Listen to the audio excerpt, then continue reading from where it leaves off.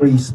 Blessed morning sa ating lahat mga kapatid. Morning. So ang aking babahagi sa inyo ngayon is by all means, save some.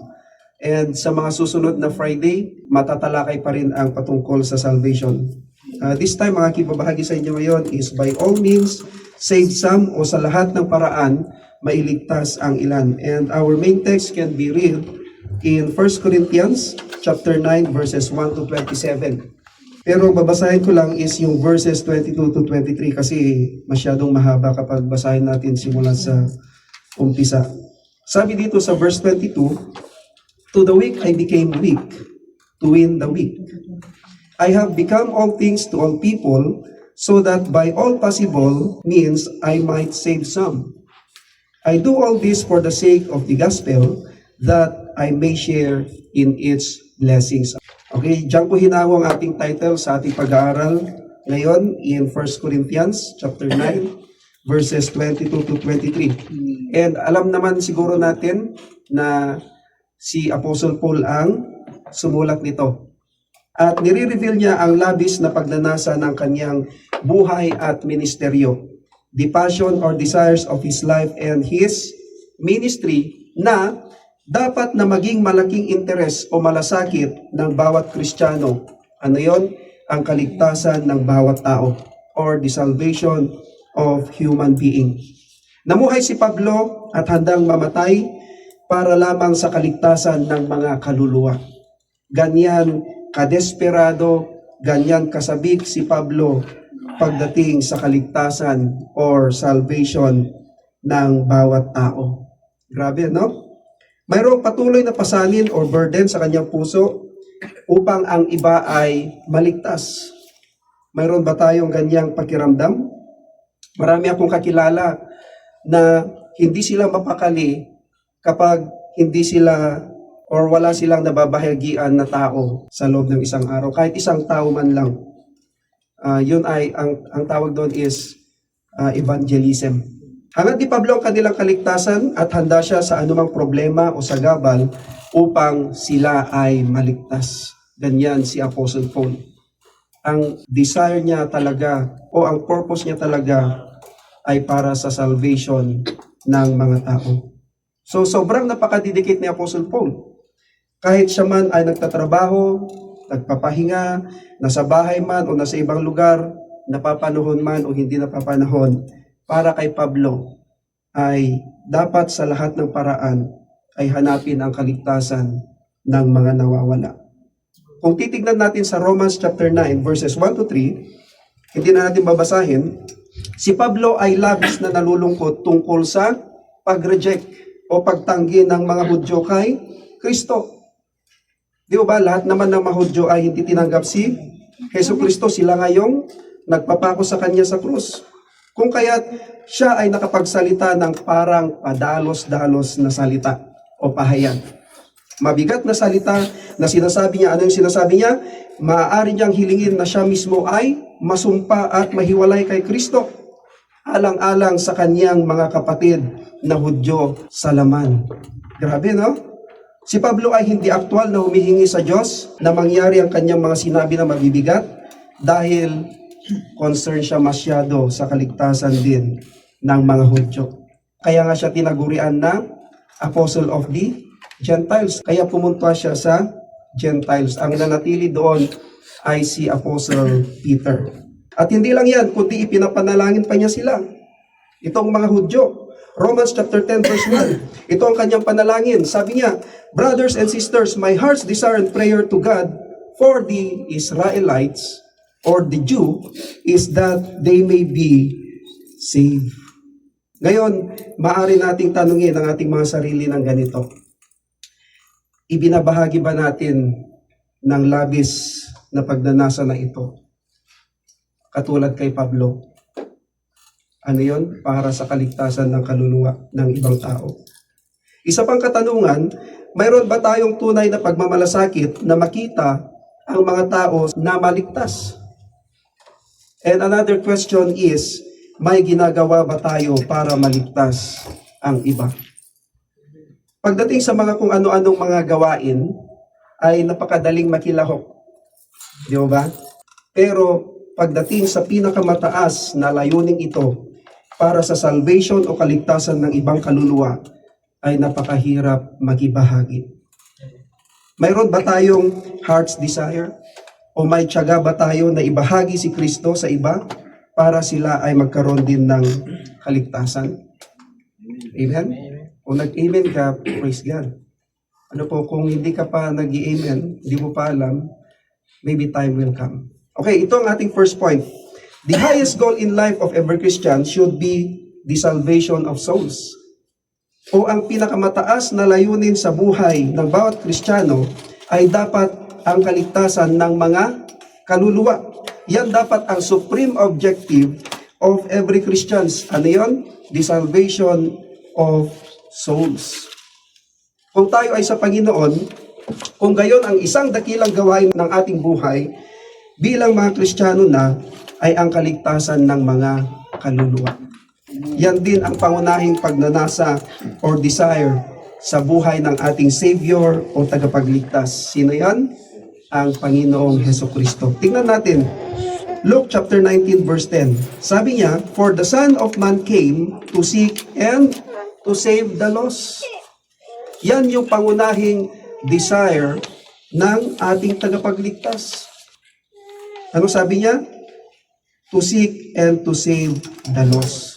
And in 1 Timothy chapter 1 verse 15, sabi doon, Christ Jesus came into the world to save sinners.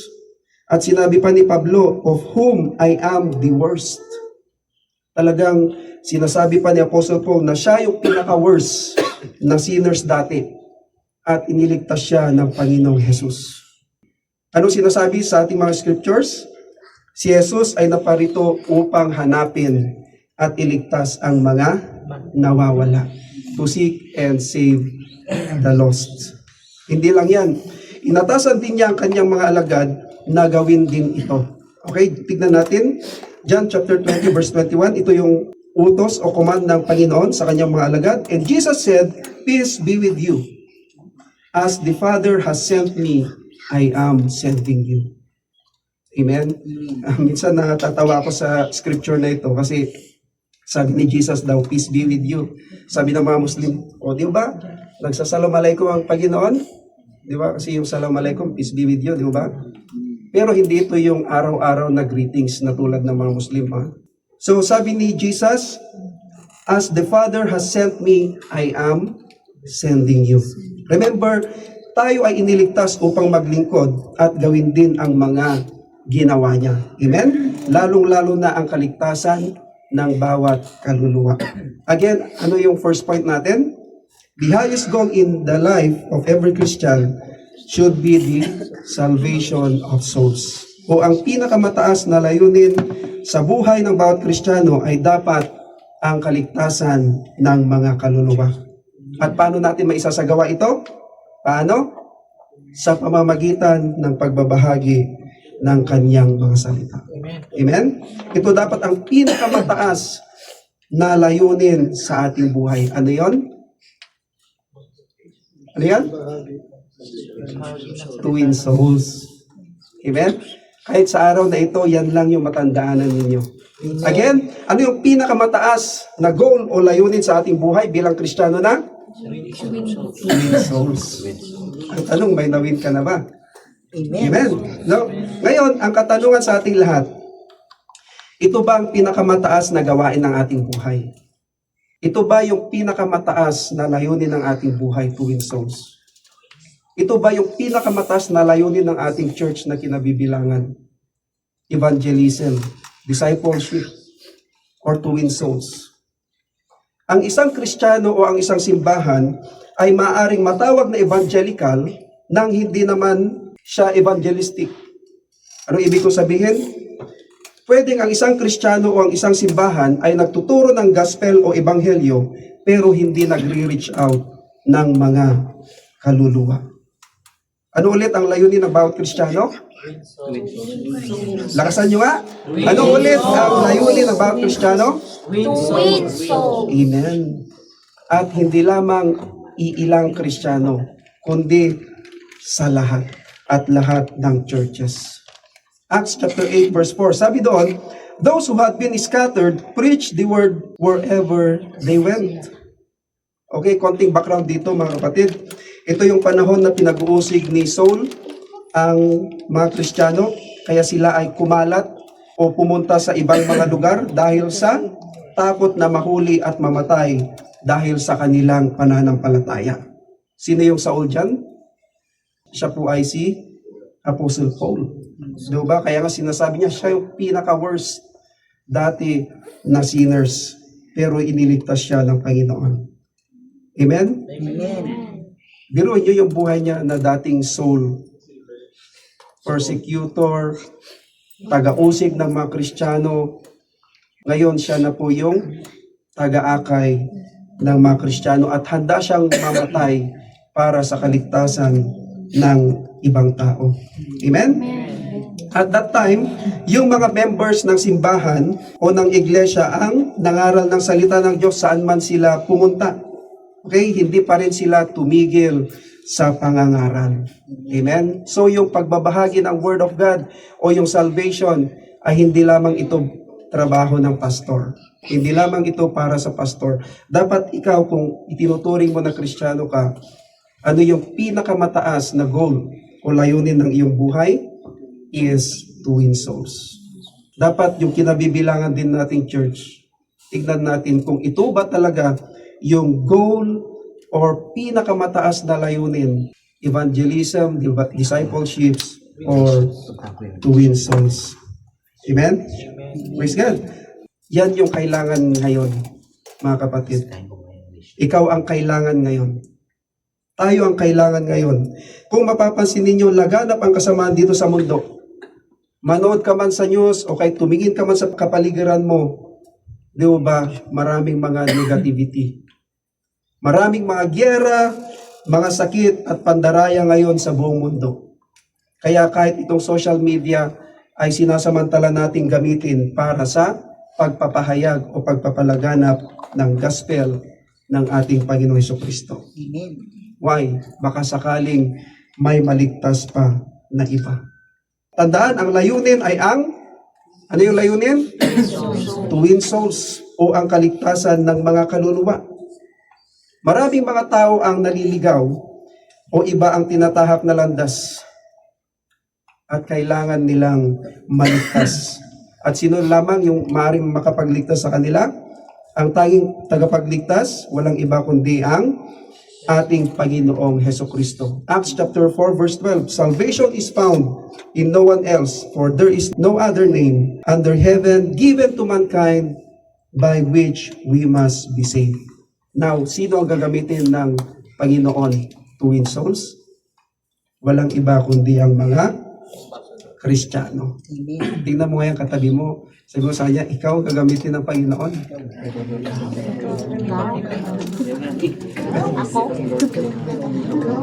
Yan, no? Yan yung mga Kristiyano na sumusunod sa kanyang Great Commission. Amen? Kaya ang layunin natin ay ang magkaroon sila ng kaligtasan or salvation sa pamamagitan ng Panginoong Hesukristo. Amen? At isa pa, magkaroon sila ng forgiveness. Acts chapter 13 verse 38. At isa pa, upang sila ay maborn again.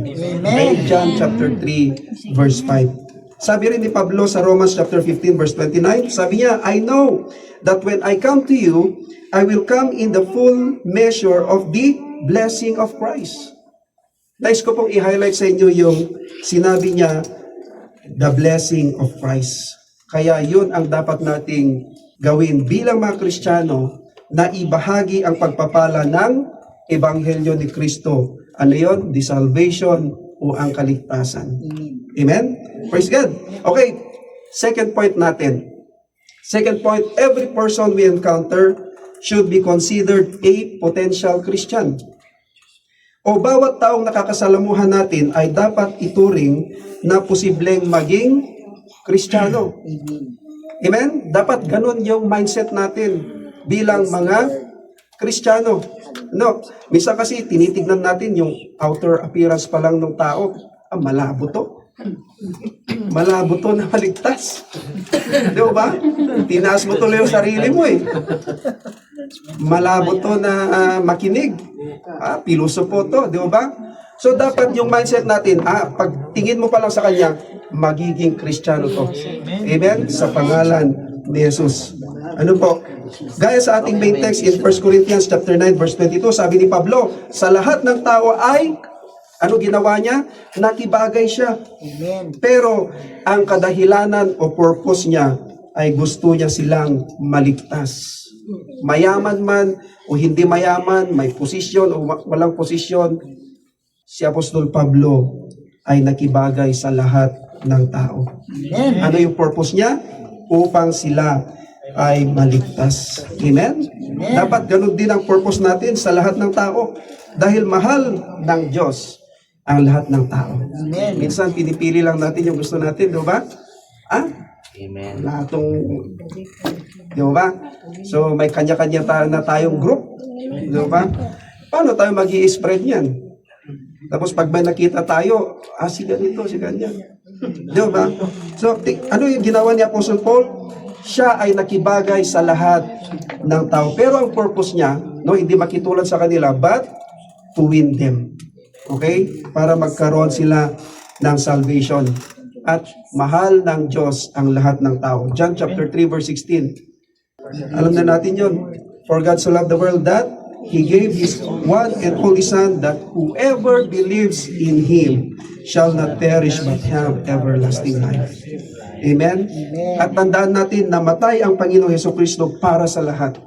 Hindi lamang namatay siya para sa iyo, para sa iilan, kundi namatay ang Panginoon para sa lahat. Amen? 2 Corinthians chapter 5 verse 15, and He died for all, that those who live should no longer live for themselves, but for Him who died for them and was raised again. Kaya't ipinapahayag ni Pablo ang ebanghelyo sa lahat ng kanyang maaabot o nakakasalamuha. Amen? Sabi niya sa Acts chapter 20 verses 26 to 27, therefore I declare to you today that I am innocent of the blood of any of you, for I have not hesitated to proclaim to you the will of God. Matapat niyang ipinahayag ang ebanghelyo sa lahat ng kaluluwang nakikilala niya. Kaya nga sabi niya, wala na siyang pananagutan or accountability sa bawat taong nabahagian niya ng salvation o kaligtasan. Tanggapin man nila ito o hindi. Okay? Sabi niya, I am innocent of the blood of any of you.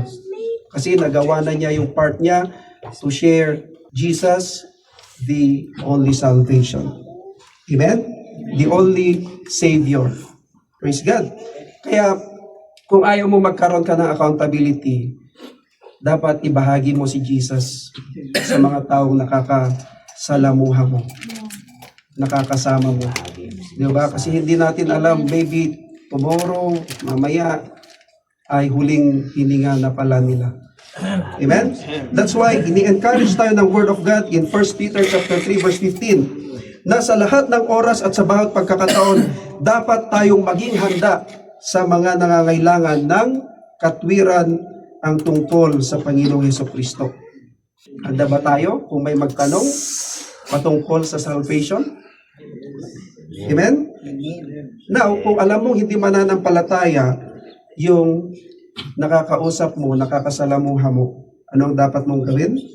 Ibahagi si Jesus para sa kanyang kaligtasan. Naibahagi mo na ba si Jesus? Amen. Simula nagsimba ka sa JCL? Meron ka na bang nabahagian na tao? Amen? Okay, our point number 3. Point number 3, we must use all means, anything, to ensure the salvation of souls. Dapat nating gamitin ang lahat ng paraan na magagamit upang matiyak ang kaligtasan ng mga kaluluwa. Kung iisipin natin ang Panginoong Hesukristo mula sa langit ay naglakbay hanggang dito sa lupa. Kumbaga, hayahay na siya doon. Kumbaga, napaka-relax, napakasaya na ng buhay niya doon.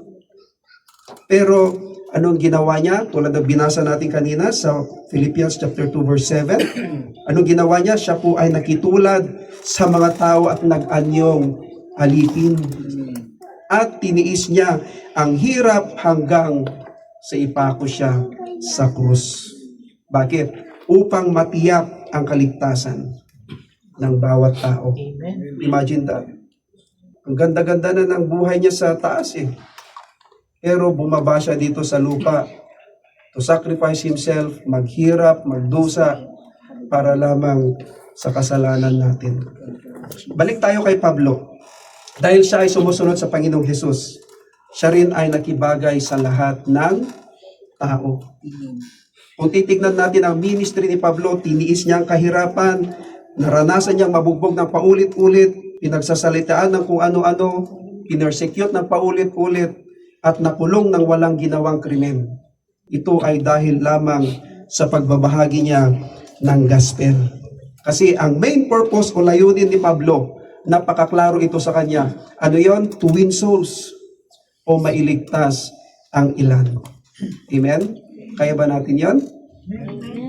Kaya yung simpleng pag-invite natin sa ating kapwa sa church, pagkumusta sa kanila, lalo na sa kanilang spiritual na buhay, iba yung kumusta, tapos may kasunod na, kasi minsan nakaka-phobia yung kumusta eh. No, lalong-lalo na pag matagal nang hindi namumumusta sa'yo, biglang kumusta. Pero malalapas. May balala kasi may mga trauma dyan, di ba? Amen. Yung simpleng pag-invite natin, yung pagkumusta sa ating kaibigan, kakilala, no, lalong-lalo na kumustahin natin yung kanilang spiritual life, pag-send ng Bible verses ay isa ng pagpapalapit sa kanila sa Diyos. Amen? Pero tandaan natin, habang ginagawa natin ang mga ito ay mararanasan din nating ma-reject. No po, kapag ni-reject ka, huwag kang huwag kang susuko. Huwag kang madi-disappoint. Huwag kang madi-discourage. Diyan natin maririnig yung mga salitang, sorry busy ako. May gagawin ako. Next time na lang. Tapos next time ulit. Naranasan na yan ng ating Panginoon. Na i-reject siya, pagsalitaan siya, pinatay pa nga siya eh. At naranasan din yan ng kanyang mga naunang mga alagad. Now, kung tatanungin ka kapatid, bilang servant ng Diyos o bilang Kristiyano, ano kaya ang pinakamagandang magagawa mo? Again, bilang servant ng Diyos o bilang Kristiyano, ano kaya ang pinakamagandang magagawa mo? Pag sinabi natin yung pinaka-top, pinaka-highest, ano kaya yung na magagawa mo bilang servant of God o bilang Kristiyano? Amen. Kaya ang ating point number 4, the most any servant of God can do is to save some. Is to win soul. Ang pinakaanumang magagawa ng sinumang lingkod ng Diyos ay ang magligtas ng ilan. Amen. Lingkod ka ba ng Diyos? Amen. Servant of God ka ba? Amen. Lahat tayo ay servant o lingkod ng Diyos. Bakit? Dahil tayo ay naglilingkod sa Diyos. Amen. Ang mga Kristiyano ay lingkod ng Diyos. Praise God. Ipinangaral ni Pablo ang Ebanghelyo at maraming nag-reject o tumanggi dito dahil hindi naman lahat ay nakinig o tumanggap o naniwala sa Ebanghelyo. No, mababasa natin yan sa Romans chapter 11 verses 13 to 14. Wag na natin basahin. Ganon din sa isang mangingisda. Hindi nahuhuli ang lahat ng isda ang isang mangingisda. Tama? Hindi naman lahat ng isda kayang hulihin ng isang mangingisda.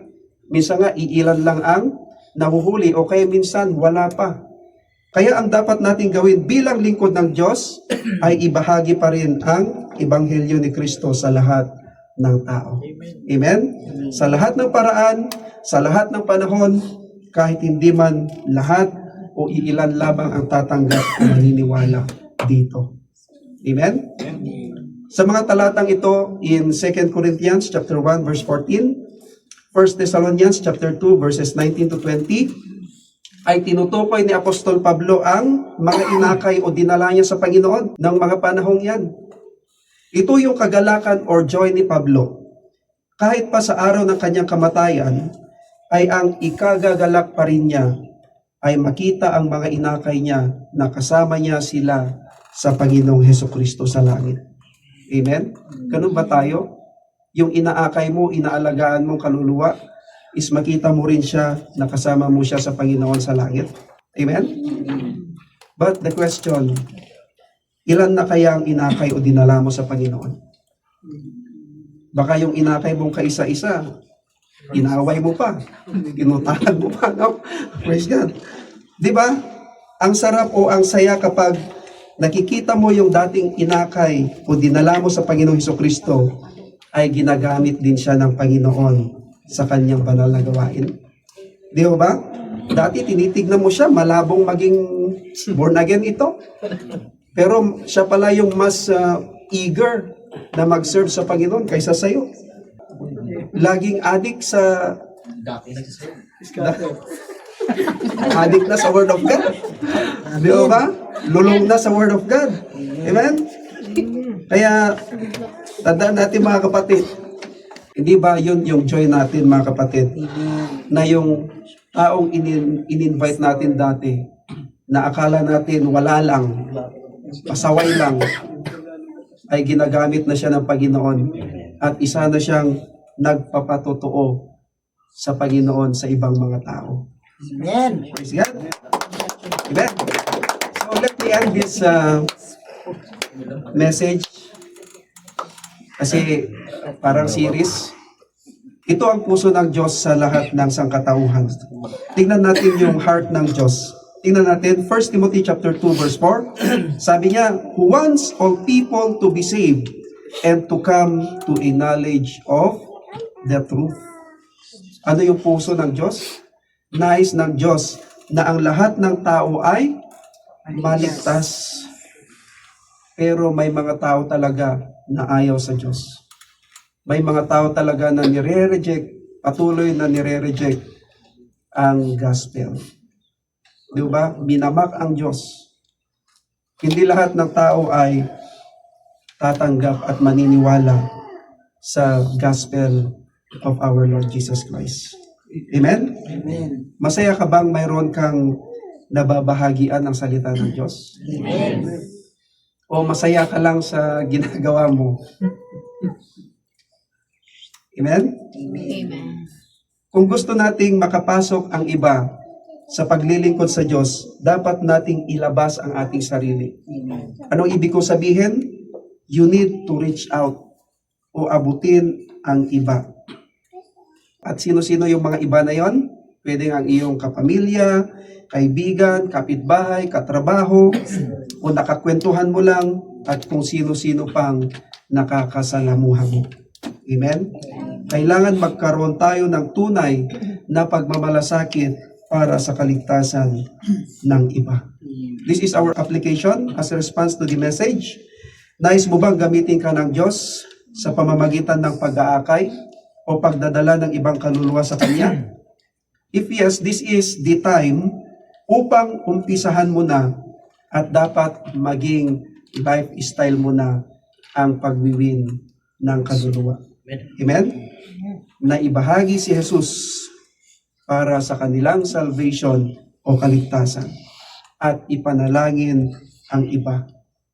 Kung meron kang prospect ngayon na gusto mong tumanggap o bahagian ng Word of God. Tayo ba ay may mga prospects? No? Dapat yung mindset natin magiging Kristiyano to. As summary sa ating topic for today, ano yung number 1? Ang pinakamataas na layunin sa buhay ng bawat Kristiyano ay ano? Dapat ang kaligtasan ng mga kaluluwa. To win souls. Bawat taong nakakasalamuhan natin ay dapat ituring na posibleng maging Kristiyano. Kahit ano yung nakikita mo sa kanya, kahit ano o sino pa siya, ang isipin natin magiging Kristiyano to. Not by our own might and power, but by the power of the Holy Spirit. Number 3, dapat natin gamitin ang lahat ng paraan na magagamit upang matiyak ang kaligtasan ng mga kaluluwa. Amen? Kahit social media, gamitin natin. At itry nating makibagay sa lahat ng mga tao. Huwag yung pili-pili. Amen? Pero ang main purpose natin is to win them. And number 4, ang pinaka-anumang magagawa ng sino mang lingkod ng Diyos. Lingkod ng Diyos ka ba? Amen. Ay ang ano ulit? To win souls o magligtas ng ilan. Maraming salamat po mga kapatid. Palakpakan po natin ang ating Diyos sa buhay. Kung magsitay tayo lahat, let me end it with a prayer.